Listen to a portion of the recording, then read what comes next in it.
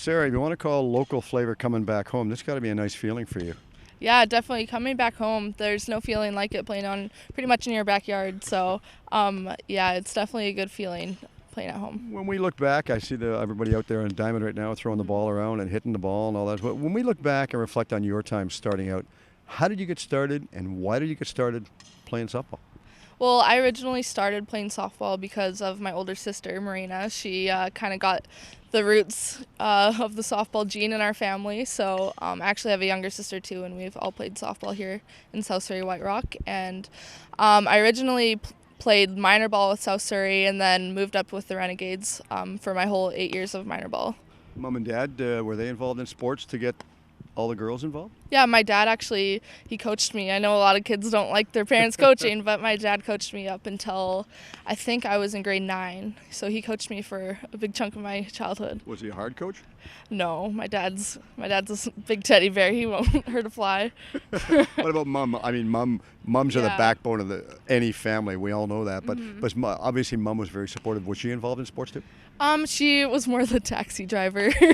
It's bad to say, but she was very supportive of me throughout my career. So yeah. That's what you need. You need the families to keep everybody and very supportive and all that. Exactly. You talk about getting involved. You talk about going out and playing. Even as a youngster, you play out here at Softball City, and Softball City's been around for a long time. And I guess a lot of people think that Softball City and this program would never have survived to the extent it has. Well, Softball City, there's no other field like it in the country. I mean, we host this tournament every year, and we get the same fan base out. They're all excited to come back every year to watch us play. So, I mean, it's made it through however long it's been. So we're hoping that it can continue on. Is there extra pressure put on you because you're a local growing product?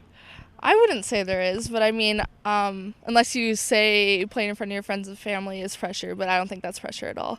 What's the, I guess, toughest part that you've ever been faced with being on the mound here in Surrey? Here. One or the other? I don't know, just I would say putting on this jersey for my first time, which would have been 3 years ago. I think that's what I got super nervous and had the rookie jitters kind of thing, but that was probably the hardest thing. But I've kind of grown into my role, so. Who was the one that told you you got the jersey on now, just settle down and relax? Probably everyone, but probably Coach Smith. Coach Smith, yeah. He's been involved, and it's got to be tough for him because we were talking to Mike earlier on, and for him coming over to the men's program, it's got to be tough coming over, and now you're dealing with ladies, and we all know that different people have different moods and everything else, and I mean, I do that too, and we all understand that, but it's tough. What's it like having a guy coach versus a woman coach? Well, I've actually had both. So growing up, I've had men coaches, but at school I have women coaches. And now here I have men coaches again. So I've kind of experienced everything. And I feel like the biggest difference is just, I don't know, it's just they each have their coaching style. I don't think it necessarily has to do with them coaching girls or boys. I think it's just they each have a coaching style. And yeah, obviously coaching boys and girls is different, and so Coach Smith has done a good job of kind of translating the men's game with the women's game and kind of combining it for the best abilities, I guess. You said you were playing, and Chuck Westgard was one of your coaches at times. Pro and con? That is a tough question. Pro, he was very competitive, and I'm a very competitive person too, but con, he liked hockey too much, and he went away the last couple of years, put his priorities towards hockey. Yeah, and he knows that. Yeah, so. I don't think you're talking out of con. I think you said that very well. I believe Chuck would say the same thing to you as well. But memories when Chuck was coaching, is there one memory that stands out in your mind when he was coaching? I think just everything. It was a really good experience, and we won nationals with him, so I think that's a huge memory I have, was winning nationals with him. Have you put any pressure on yourself going into this year's event? No, I haven't. I'm using it as an opportunity. Pressure is opportunity. Women's sports growing in Canada and the nation, the recent World's Women's Soccer Championships. Did you catch any of that? Unfortunately, no, I didn't because I was practicing and playing with this team. So, but obviously we were trying to support them as much as we could. I think we tried to watch them online a couple times, but our Wi-Fi kind of gave out at the hotel. But we do try to support all our women's teams here in Canada. Well, the red and white stands out. Very, very, very impressive. You leave here after this event. You're going back to the Pan American Games in Toronto. This is a big testament to lead up to that. Oh, this is, and it definitely gives us kind of a taste of what it feels like to play on home soil. I think we do have some people on our team who haven't been here before, so it's kind of a good opportunity for them to kind of get their jitters out playing on home soil. Because it does. Some people, it's scary playing in front of a home crowd. I mean, it's awesome too at the same time. So, yeah, we're definitely going to use this towards preparing for the Pan Ams. A lot of young girls want to get involved in the sport, and of course the sport's taken off just like night and day. It just continues to grow all the time. Yeah.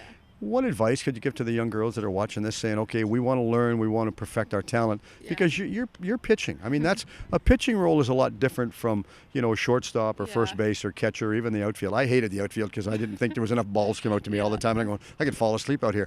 What advice can you give to the young girls?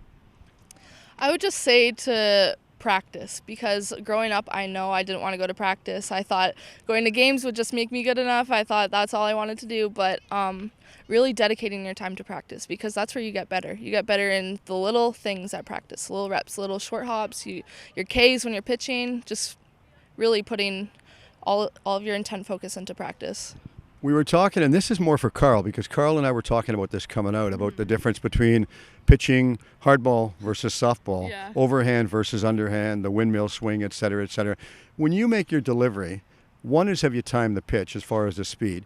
Two is, when you release the ball and you jump off the mound going forward, what's the different distance that you go forward? So we start off at 43 feet, and I think by the time we make our stride, it's something like 38 feet. So, yeah, it's really close, so you have no time to swing at the ball. What about speed? I usually don't like getting clocked, so I think I'm mid-60s. I don't know. I don't want to be modest, but I don't want to be, wrong, so I'm going to say mid-60s. I'm not going to give you a number. The other thing that I think a lot of people could get very paranoid about when you're on the mound, you deliver that, you're at 38 feet from the batter, that ball gets tipped back quick. You've got to be pretty agile in case that comes right at you. Yeah. I mean, I played shortstop growing up, too. I wasn't just a pitcher, so I think that really helped me with my athletic abilities on the mound. But, yeah, I know some pitchers, it's very scary getting balls hit back, but you got to be ready. All right, well, good luck in the event. We look to see you on the mound, okay? Thank you. Take care. Thanks very much for doing this, and good luck down the road. Okay? Thank you. Thanks.